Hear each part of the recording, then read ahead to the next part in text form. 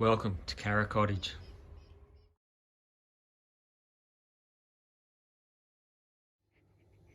G'day, welcome to the Carra Cottage kitchen. Today I'm going to show you how to make a really simple version of sourdough bread. It's only basically got three ingredients. You need 460 grams of flour, 250 ml of water, 12 grams of salt, and about half a kilo of starter that I've prepared earlier. So let's begin. So first of all, I'm going to weigh out my 460 grams of flour.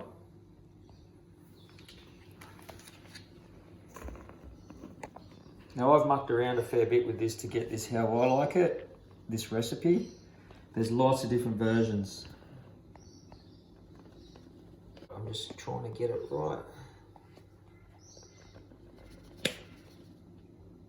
Oop, too much. We'll take a bit out. That's perfect. All right. So next, I have a starter here if you want to have a closer look at the starter. I can do another video another time on how to make a starter, but what you basically do is build it up to about half a kilo, so 500 grams of starter. So we'll add that.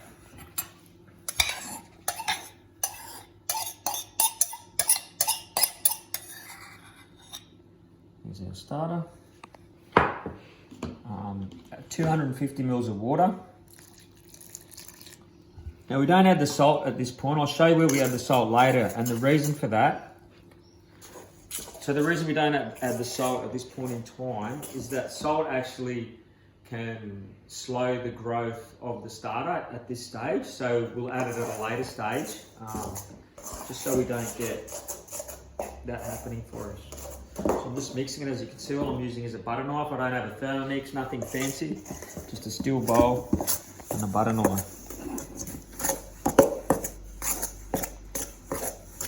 So this will be a fairly wet, it's a fairly wet dough. As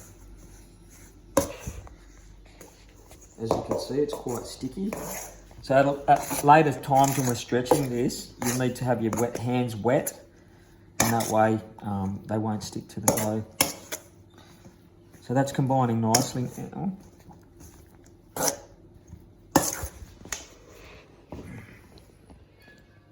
Alright, so what I normally do to avoid having to dirty another bowl, is I get a plate and wet it.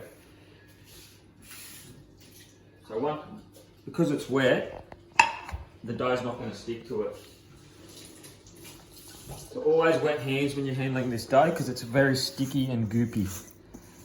So I'll put that on there, and then I'll wash this bowl so it's nice and clean for the proving stages. What you want is to leave a little bit of water in there. That's going to make the dough slide around and not stick to the bowl either. All right. Okay, so now we put our dough back in. And as you can see how it's sliding around in there? That means it's not going to stick. We're going to cover it and let it sit for half an hour. So I use these wax wraps, and that stops using Glad wrap. You know, it's better for the environment. We're not creating such a big carbon footprint. So I'll put that there, and I'll set the timer on my phone for half an hour, and I'll see you back here in half an hour. All right, so what we need to do now is this is the point we add the salt. So the dough's together, it's combined, it's rested for half an hour. I just sprinkle the salt over the top. And that way it gets incorporated into the mixture during the folding process. So now what we need to do is have wet hands. So we wet our hands and we get the dough out. And then we let it hang, fold it, turn it around, let it hang, fold it, turn it around, let it hang. Or stretch, you might say stretch instead of hang, fold it. And you want to do that 4 times.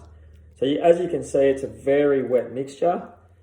Fold it, and we're going to pop it back in there and let it sit for another half an hour. So I just thought I'd give you a little bit of information about how the fermenting process works within a sourdough culture. So the starter contains a complex blend of natural bacteria and yeast. The yeast eats the carbohydrates in the flour, which produce ethanol and carbon dioxide.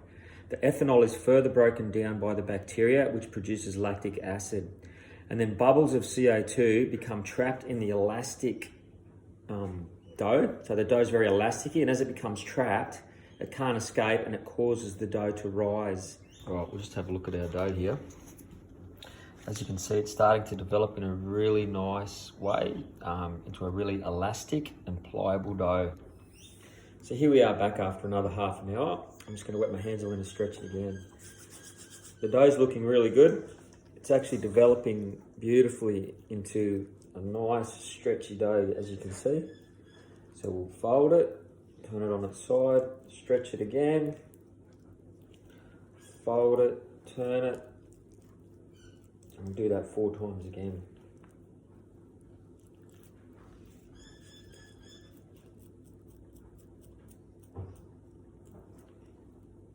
And we'll pop him back in there, and we'll let it sit for another half an hour. So here we are back half an hour later for our final stretch. So this will be the 3rd time we've stretched our dough.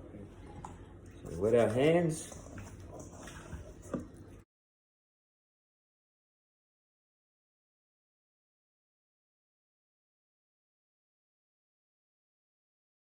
Look at the consistency of that, it's absolutely beautiful. So what we're going to do now, after our 3rd stretch, is we're going to let it sit in this bowl and prove for another hour. Okay, now we're up to our final prove, which will be 1 more hour. What I do it in the vessel that I'm going to cook it in, which is this lovely terracotta Dutch oven thingy. I don't even know what it's called, but I found it in a second-hand shop for about 20 bucks. So what I do, I line it with some baking paper.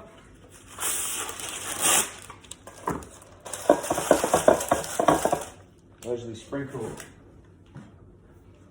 put a sprinkle of flour in the bottom, like so.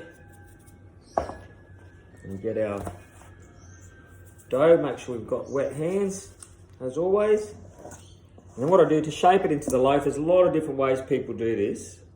Like some people stretch it like a pizza dough and gather it at the bottom. But what I do, I just let it hang down and then roll it up into kind of 3 parts. And then it's kind of shaped like a loaf there.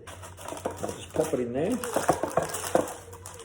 then we'll let it sit in that container now and prove for another hour. And then we're going to cook it in the oven.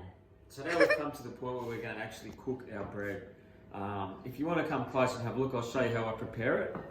So if you want to look down into there, what I'll first do is get a knife and I'll make a cut along the bread. And what that does, as it springs in the oven and rises, that will open up and make a beautiful crust, which you'll see later. So we sprinkle a little bit of flour on top, a little bit more.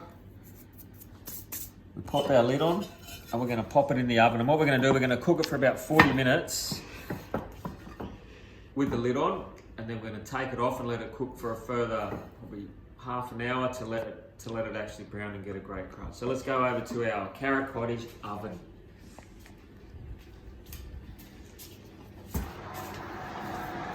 Pop him in there.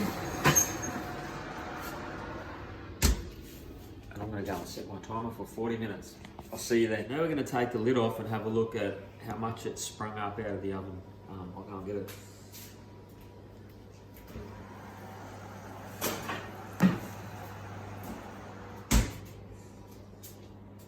Alright, so let's have a look.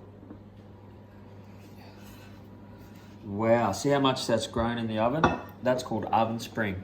And that cut I made has now popped open, and that's going to brown up now without the lid on and make a nice beautiful crust.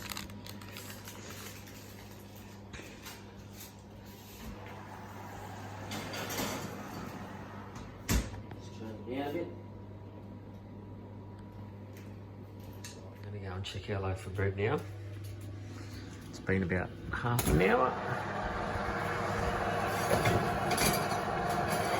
Look at that.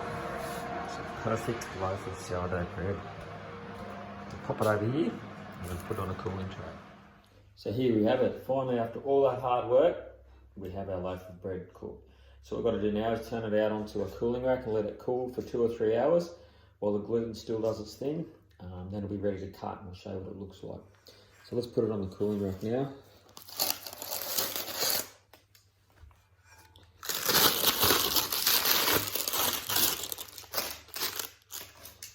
There we have it, a perfect loaf of sourdough bread.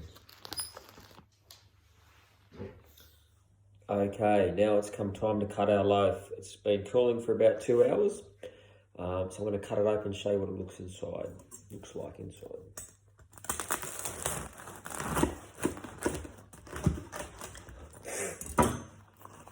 If you have a look at that, you can see the beautiful aeration that the sourdough culture's created.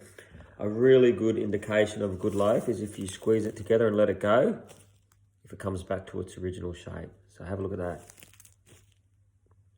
Beautiful. I'm going to put some fresh butter on this and I'm going to eat it. Thanks for watching. And there we have it. Beautiful sourdough.